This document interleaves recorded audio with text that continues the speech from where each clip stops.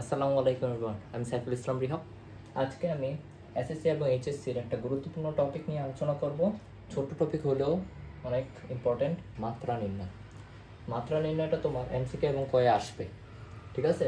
এর জন্য আমি এখানে 21টার মতো মাত্রা লিখে রাখবো ইনশাল্লাহ। এখানে শক্তি আছে, ঘনত্ব আছে, তাপমাত্রা আছে, ইম্পর্টেন্ট, আবার এখানে দোলনকাল আছে, টাইম পিরিয়ড আছে, আবার এখানে আয়তন, এগুলো সব জানতে হবে, ঠিক আছে? বলা তো যায় না কোনটা দিয়ে দেয়। এখন প্রথমে দৈর্ঘ্যের মাত্রাটা আমরা জানতে হবে। দৈর্ঘ্য আমরা সবাই ক্যাপিটাল এল দ্বারা প্রকাশ করি, ভরকে আমরা কি দ্বারা প্রকাশ করি? ক্যাপিটাল এম দ্বারা প্রকাশ করি, সময়কে আমরা ক্যাপিটাল টি দ্বারা প্রকাশ করি। এই তিনটা হচ্ছে আমাদের জানা, তাই না? এই তিনটা জানলে বাকিগুলো আবার করে ইজি। কীভাবে? দেখো, ক্ষেত্রফল দৈর্ঘ্য ইন্টু প্রস্থ, তাহলে আমি কি বলতে পারি? এটা আমি এল স্কোয়ার বলতে পারি না?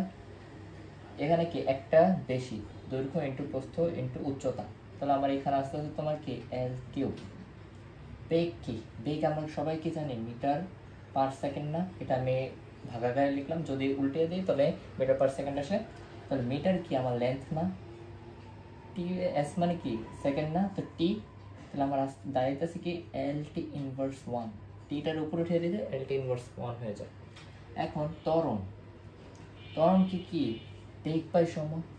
বেগের মাত্রা তো মাত্র বের করলাম, এল টি ইনভার্স ওয়ান, সময়ের মাত্রা কি টি, তাহলে এখানে বলতেই পারি আমরা এল টি ইনভার্স টু। বুঝছো কিনা? ভরবেগ, ভর এবং বেগের গুণফলকে ভরবেগ বলে। তাহলে ভরের আমরা মাত্রা তো জানছি এম, তাই না? আর বেগের মাত্রা কি বলতো? L T inverse one. বুঝছো কিনা? ইজি। ঘনত্ব KG per metre cube, KG per metre cube, ঠিক আছে? এখন কেজি পার মিটার কিউব যদি আমি এটা হিসাব করতে যাই, তাহলে আমার আসলে দাঁড়াচ্ছে কি কেজির জন্য এম আর মিটার কিউবের জন্য এল কিউব। তাহলে আমার দাঁড়াইতেছে কি ঘনত্বের মাত্রা হচ্ছে এম এল ইনভার্স থ্রি। কি দাঁড়াইতেছে? M L inverse three. বুঝছো কিনা?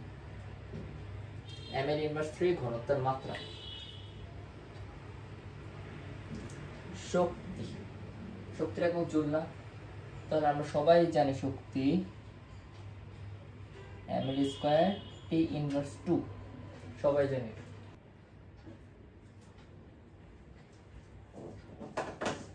আচ্ছা, এখন আমরা আসবো ক্ষমতা। ক্ষমতা মানে কি? ডাব্লিউ বাই টি, কাজ বাই সময়। তাহলে কাজের মাত্রাটা তো আগে নির্ণয় করতে হবে, তাই না?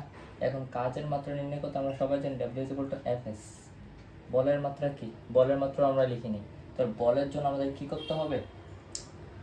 বল ভর ইন্টু ত্বরণ। তো ভরের কি মাত্রা হচ্ছে এম, আর ত্বরণের মাত্রা হচ্ছে এল টি ইনভার্স টু, এল টি ইনভার্স টু আর S.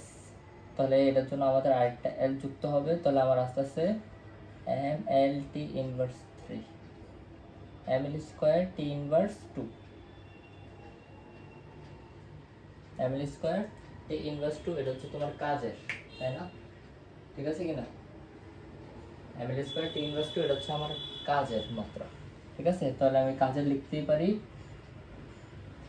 M L square T inverse two, M L square T inverse two, এটা হচ্ছে আমার কাজের। তাহলে আমি এখানে বলতেই পারি যে M L square T inverse two, সময়ের জন্য আমার কি টি, তাহলে আমার ক্ষমতার জন্য বেরোচ্ছে কি বলতো?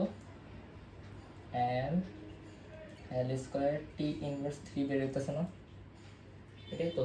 তাহলে আমি বলতেই পারি আমার ক্ষমতা বেরোচ্ছে তোমার M L square T inverse three, M L square T inverse three. বুঝছো কিনা? দোলনকাল, দোলনকালের জন্য আমরা এটারে প্রকাশ করি টি দ্বারা, ক্যাপিটাল টি দ্বারা। এটার মাত্রাটা হচ্ছে আমাদের টি, ক্যাপিটাল টি। হ্যাঁ, এটা হচ্ছে আমাদের ক্যাপিটাল টি। তারপর কম্পাঙ্ক, কম্পাঙ্ক কি? ঠিক আছে, কম্পাঙ্কর ক্ষেত্রে আমরা মনে রাখবো যে frequency is equal to one by T. এটা হচ্ছে আমার দোলনকাল। তো দোলনকালের মাত্রা তো টি, তাহলে এটাও টি, তাহলে টিটি উপরে উঠে, টিটা উপরে উঠে গেলে টি ইনভার্স ওয়ান। তাহলে আমার আসে কি টি ইনভার্স ওয়ান, ঠিক আছে? টি ইনভার্স ওয়ান আসে আমার। তারপর কেলভিন, তাই না? কেলভিন, কেলভিনের ক্ষেত্রে আমরা সবাই জানি কি কেলভিন থিটা, তাই না? তাহলে আমি বলতেই পারি কেলভিন থিটা। তাপমাত্রা, তাপমাত্রা, তাই না? তাপমাত্রা হচ্ছে জুল পার কেলভিন, ঠিক আছে? তাহলে আমি যদি লিখি তাপমাত্রার ক্ষেত্রে জুল পার কেলভিন, ঠিক আছে? তাহলে এখন জুল পার কেলভিন যদি আমি করি, তাহলে জুলের একক কি? জুলের একক যেহেতু আমার এই শক্তির একক না, শক্তির একক তো শক্তির একক আমরা মাত্রা জানি কি M L square T inverse M L square T inverse 2, এটা তো আমরা শক্তির জন্য জানি। M L square T inverse 2 এটা আমরা কিসের জন্য জানি? শক্তির জন্য জানি।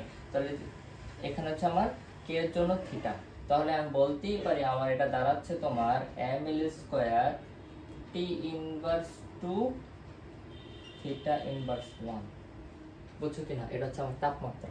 তো আমি বলতেই পারি M L square T inverse 2, এখানে হচ্ছে আমার থিটা, বুঝছো কিনা? M L square T inverse 2 আর হচ্ছে থিটা। তড়িৎ প্রবাহ অ্যাম্পিয়ার না, তাহলে এটা আমি বলতে পারি তড়িৎ প্রবাহের মাত্রা আমার ক্যাপিটাল আই, ক্যাপিটাল আই। তরঙ্গ দৈর্ঘ্য কত? আমার ক্যাপিটাল এল। এখন বল, বলের ক্ষেত্রে তো আমরা বেরি করলাম, এই যে বলের মাত্রা না, এই যে এতটুকু, তা বলতেই পারি এম এল টি ইনভার্স 2, এটা হচ্ছে আমার বলের, ঠিক আছে? চাপ, চাপের ক্ষেত্রে আমরা কি জানি বলতো? এফ বাই এ, তাই না? এফ এর ক্ষেত্রে তো বেরি করলাম M L T inverse 2, M L T inverse 2। তো ক্ষেত্রফল আমরা কি জানি? এল স্কয়ার জানি না। এখান থেকে যদি কাটাকাটি করি তাহলে আমার দাঁড়াইতেছে কি এখানে একটা এল থাকে, তাহলে আমার M L inverse 1 T inverse 2, M L inverse 1 T inverse 2, এটা হচ্ছে আমার চাপের, চাপের। তো এটা আমি বলতেই পারি আমার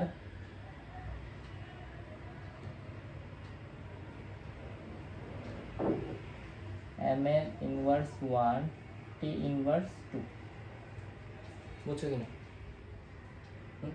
তাপ, তাপও এক প্রকার শক্তি, তাপও কি আমার এক প্রকার শক্তি।